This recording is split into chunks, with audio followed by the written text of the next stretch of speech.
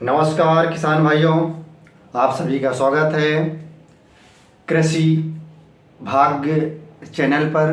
यह चैनल किसान भाइयों को कृषि संबंधित जो जानकारी है, फसल को कैसे बोएं, फसल में कौन कौन सी बीमारियां लगती हैं, उसके बारे में यह चैनल बनाया गया है और आपको ये निःशुल्क प्रोवाइड किया जा रहा है। इंफॉर्मेशन जो भी जानकारी प्रोवाइड किया जा रहा है, इस चैनल का उद्देश्य यही है कि भारत के जो किसान हैं उनकी आय या कृषि संबंधी जो जानकारी है, सही जानकारी उन तक पहुंचे। तो आज हमारा टॉपिक है गेहूं की खेती। गेहूं की खेती के लिए सामान्यतः हम लोग देखते हैं कि ये जब बारिश ख़त्म होती है और ठंडी शुरू होती है तब ये बोया जाता है। गेहूं की खेती के लिए, किसी भी खेती के लिए जो जलवायु होता है, जो उस फसल के लिए मुख्यतः जलवायु होती है, उस फसल के लिए जो जलवायु की आवश्यकता होती है वो बहुत ही ज़्यादा इम्पॉर्टेंट होती है, क्योंकि जलवायु ही फसल के वृद्धि और विकास के लिए एक महत्वपूर्ण कारक के रूप में है या महत्वपूर्ण प्रभाव डालता है। जैसे गेहूं की खेती के लिए जो जलवायु होना चाहिए समशीतोष्ण। समशीतोष्ण का मतलब ये है कि उस जलवायु का जो तापमान होना चाहिए वो 20 से 25 सेंटीग्रेड तापमान होना चाहिए, जो इस टाइम अक्टूबर से नवंबर के बीच में होता है। और इसके मृदा के बारे में बात करेंगे तो गेहूं की फसल के लिए किसान भाइयों, जो मृदा अगर बहुत ही महत्वपूर्ण जो मृदा होती है दोमट मृदा, अगर दोमट मृदा में खेती की जा रही है तो बहुत ही महत्वपूर्ण, बहुत ही अच्छे उत्पादन होगा, बहुत अच्छा उसका विकास होगा। परंतु मटियार में भी, मार में भी, कावड़ में भी इसकी खेती की जा सकती है और अच्छा उत्पादन इसमें भी होगा, पर इसकी क्या है कि केयर अच्छे से करना पड़ेगा। तीसरा हमारा पॉइंट क्या है? खेत की तैयारी। सामान्यतः भारत देश में जब गेहूं की खेती की जाती है तो धान कटने के बाद ही गेहूं की खेती की जाती है। पूरे भारत देश की एक यही कारण है कि धान की खेती जब होगी, कटेगा, इसके बाद दूसरा जो फसल ली जाएगी वो सामान्यतः गेहूं की फसल ली जाती है या चने की फसल ली जाती है। तो हम क्या करेंगे, जब हमारा धान का खेत कट जाता है तो उस पर देखेंगे सही नमी है या नहीं। नमी नहीं है तो उस पर हम पानी लगा देंगे।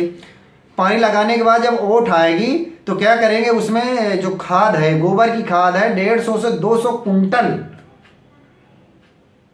150 से 200 कुंटल आप गोबर की खाद डाल दिए 1 हेक्टेयर में, और 20 से 25 किलो नाइट्रोजन आप पूरे खेत में छिड़काव कर दिए। और हैरो से या मिट्टी पलट हल से आपने क्या किया, अगर आप मिट्टी पलट हल से जुताई कर रहे हैं तो संभवतः ज़्यादा अच्छा होगा, क्योंकि क्या करेगा ना, जो ठूंठ होंगे तो मिट्टी पलट हल का है उनको दबा देता है। हाँ, जब 20 से 25 किलो नाइट्रोजन डालेंगे, ये क्या कार्य करेगा?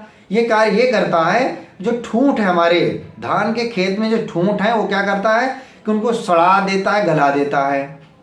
हमारा पहला स्टेप ये होगा कि धान कटने के बाद हम पानी लगाएंगे। पानी लगाने के बाद ओट आ जाएगी, 150 से 200 कुंटल गोबर की खाद डालेंगे और साथ में 20 से 25 किलो नाइट्रोजन डालेंगे और मिट्टी पलट हल से जुताई कर देंगे। जुताई इसलिए करेंगे, खाद इसलिए डालेंगे सबसे पहले क्योंकि उसमें जो ठूंठे हैं वो क्या करेंगे, सड़गल जाएंगे।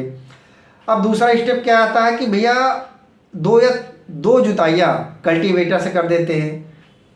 2 जुताइयाँ आपने कल्टीवेटर से कर दिया, इसके बाद 2 जुताइयाँ कल्टीवेटर से किया, और कल्टीवेटर से जब जुताई करेंगे तो इसी के साथ ही हम जो भी हमारा खाद है, उर्वरक है, अप्लाई कर देंगे। है तो खाद कितनी, नाइट्रोजन की आवश्यकता कितनी होगी? नाइट्रोजन की आवश्यकता होगी गेहूं की खेती के लिए 120 किलो नाइट्रोजन, 40 किलो फास्फोरस और 40 किलो पोटास की आवश्यकता होती है। अब जो नाइट्रोजन 120 किलो है, इसको क्या करेंगे, पूरी एक साथ नहीं डालना है। हमारा जो नाइट्रोजन है उसको एक साथ कभी भी बुआई के साथ नहीं डालना है। 120 किलो का 1/3 भाग बुआई के समय डाल दें। मतलब 120 किलो का तीसरा हिस्सा क्या है, बुआई के समय डाल दें। दूसरा क्या है, जब फूल आने के पहले 1/3 भाग डाल दें। बाकी शेष जो नाइट्रोजन है जब हमारा जो दाने हैं, दाने पकने के पहले, दाने जब पकने के पहले दूधावस्था में हो, जब सारी नाइट्रोजन डाल दें और फास्फोरस और पोटास को खेत के जब दाना खेत में मतलब बोया जा रहा हो, बुआई की जा रही हो, तभी डाल दें, तो हमारा क्या हो गया, खाद भी हो गया, उर्वरक हो गया, खेत की तैयारी भी हो गई। अब बुआइयाँ की विधियाँ, बुआई कैसे करेंगे भैया? बुआई की विधि समानता क्या है कि कुंड विधि, कि एक देसी हल होता है, उसके पीछे क्या है, कुंड से हम बुआई करते रहते हैं, या मशीन के द्वारा क्या होता है कि फर्टिलाइजर और गेहूं एक साथ मिला दिया जाता है और कुंड विधि से जुताई होती रहती है। तीसरा क्या है, छिड़कावा विधि। छिड़कावा विधि का मतलब है कि एक भाई जो दाना है उसको ले लिया और एक किसान भाई पूरे खेत में समान रूप से बिखेरते चले जाते हैं। तीसरा क्या है, डिबलर विधि द्वारा। डिबलर विधि द्वारा क्या होता है, एक स्टैंड पे खूंटी लगी होती हैं और उसको एक एक करके स्पंज किया जाता है, गाड़ा जाता है ज़मीन पे और उनमें दाने डालते रहते हैं और ऊपर से क्या है कि पांटा लगा देते हैं, तो क्या होता है कि वो बढ़िया से जर्मिनेशन हो जाता है। बुआई हो गई हमारी, ऊपर से पांटा लगा दिए। पांटा लगाने के बाद अब ये बात आती है कि हम किस्मों का चुनाव कैसे करेंगे। ऐसी किस्में जो अधिक उत्पादन दें। पुरानी पद्धति से हमें गेहूं की खेती नहीं करना, क्योंकि हमें क्या करना है, डबल इनकम करना है और जल्दी फसल हमारी तैयार हो, जिससे गर्मी की हम नई फसल ले सके, गर्मी की सब्जी वाली क्रॉप भी ले सके। तो वैरायटी जो है, किस्में जो हैं वो बहुत ही ज़्यादा इम्पोर्टेंट हैं। तो एक सिंचित क्षेत्र के लिए मतलब ये है कि जहाँ पर सिंचाई की साधन पूर्णतः अधिक है या समान रूप से सींचा जा सकता है, उसके लिए वैरायटी क्या है, HP 1731, नरेंद्र 1012, PBW 373, PBW 16, ये क्या है, सिंचित क्षेत्र के लिए है। श्रीराम 303, श्रीराम 303 ऐसी वैरायटी है जो 75 कुंटल, श्रीराम 303 ऐसी वैरायटी है जो 75 कुंटल 1 हेक्टेयर उत्पादन देती है और 110 से 15 दिन में पक के तैयार हो जाती है। श्रीराम एक ऐसी वैरायटी है जो श्रीराम 303 ऐसी वैरायटी है जो 110 दिन में और 75 कुंटल तक उत्पादन देती है। HD 4728, HD 4728 125 से 130 दिन में तैयार हो जाती है और क्या है, 55 कुंटल से 60 कुंटल तक इसका उत्पादन होता है। HD 3298, HD 3298 ये भी क्या है, 125 से 130 दिन में तैयार हो जाती है और 55 से 60 कुंटल इसका उत्पादन होता है।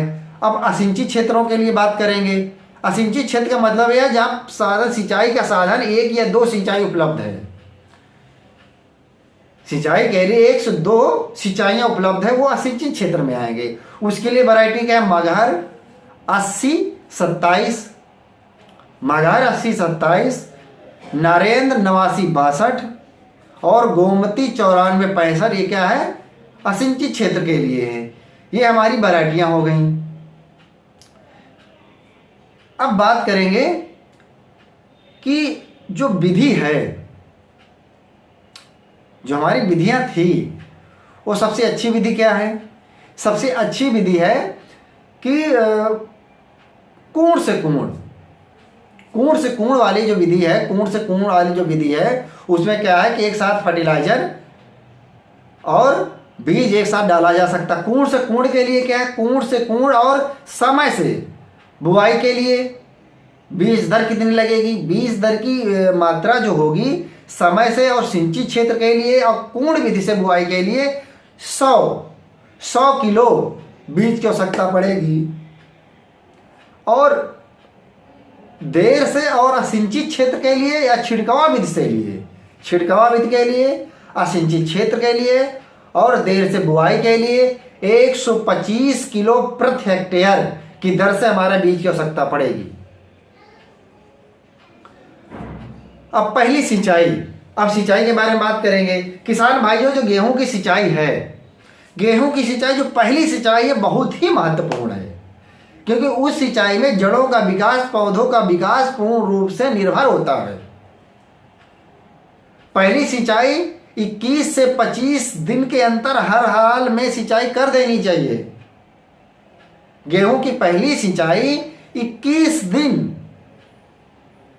और 25 दिन के अंदर ही सिंचाई कर देनी चाहिए, जिससे उसके फसल की वृद्धि और विकास अच्छा होगी। तो हमारा क्या क्या हुआ? जलवायु समशीतोष्ण, गर्मी खत्म हो रही हो और ठंडी शुरू हो रही हो अक्टूबर नवंबर। और अक्टूबर नवंबर मतलब बुआई का समय क्या है? असिंचित क्षेत्र के लिए 15 अक्टूबर से 30 अक्टूबर तक असिंचित क्षेत्र के लिए, और सिंचित क्षेत्र के लिए 15 नवंबर से 30 नवंबर तक, और देर से बुआई के लिए दिसंबर। असिंचित के लिए 15 अक्टूबर, सिंचित और समय से बुआई के लिए 15 नवंबर से, देर से बुआई के लिए दिसंबर। ये हो गया हमारा जलवायु समशीतोष्ण। टेम्परेचर तापमान कितना होना चाहिए? 20 से 25 है। पकते समय 15 से 20 होना चाहिए तापमान। खेत की तैयारी के लिए पहली मिट्टी पलट हल से करेंगे। 20 किलो 25 किलो खाद मिला यूरिया मिला देंगे हैं। 3-4 फिर कल्टीवेटर से कर देंगे। इसके बाद बुआई कर देंगे हैं।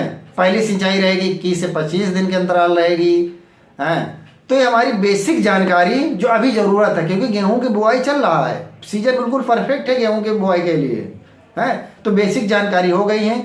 अब इसके बारे में उपज के बारे में हमने बता दिया, किस क्रॉप की किस वैरायटी कितनी उपज है।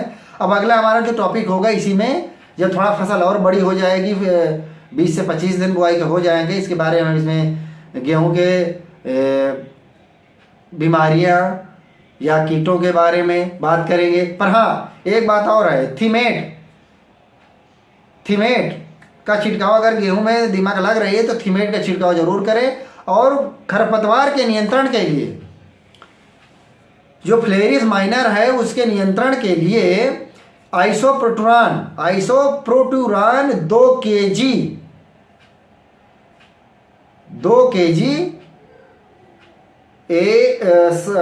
600 से 800 लीटर पानी में घोल बना के बुआई के 30 से 35 दिन बाद कर देना चाहिए। चौड़ी पत्ती के लिए 2,4-D sodium salt 80 WP। 2,4-D sodium salt किसी भी आप कीटनाशक दवा के दुकान में जाएंगे, मिल जाएगी। चौड़ी पत्ती वाला खरपतवार मांग लेंगे, गेहूं के खेत में डालना है चौड़ी पत्ती वाला सोडियम साल्ट है 80 WP। बुआई के 35 दिन बाद आप छिड़काव करेंगे, चौड़ी पत्ती वाले खरपतवार भी वो भी नष्ट हो जाएंगे। मेरा सिर्फ तात्पर्य यही है, किसान भाइयों को जो सामान्य जानकारी है, बेसिक जानकारी वो मिलना चाहिए, क्योंकि जानकारी के अभाव के कारण भारत का किसान इतनी मेहनत करता है, पर उसका जो रिजल्ट है, उसकी इनकम है डबल नहीं हो पा रही है। उसकी जो इनकम है घटती जा रही है। अपने बच्चों को सही से पढ़ा नहीं सकता, वो सही से रहन सहन, सही से घर नहीं बनवा सकता एक किसान। कारण क्या है कि पहले बात तो जो गवर्नमेंट द्वारा जो योजना है वो ग्राउंड लेवल पर पूर्ण रूप से पहुंच नहीं पाती। दूसरा क्या है, जानकारी का अभाव। खाद डाले जा रहे हैं, भैया खाद ज़्यादा नहीं डालना है, जितनी रिक्वायरमेंट है उतना डालना है। अब आज यदि आप अधिक खाद डालेंगे तो क्या है कि भैया भूमि क्या ऊसर होगी या अम्लीय होगी है। तो आज की बेसिक जानकारी यही है। ठीक है, नमस्कार। फिर मिलते हैं एक नए टॉपिक के साथ। अगर ये हमारा जो जानकारी है आपको अच्छी लगे तो वीडियो को क्या है सब्सक्राइब करें, बेल आइकन को दबाएं और लाइक करें, शेयर करें, जिससे जो भी जानकारी है अब तक दी जा रही है वो आपको मिलती रहे। जय हिंद, नमस्कार।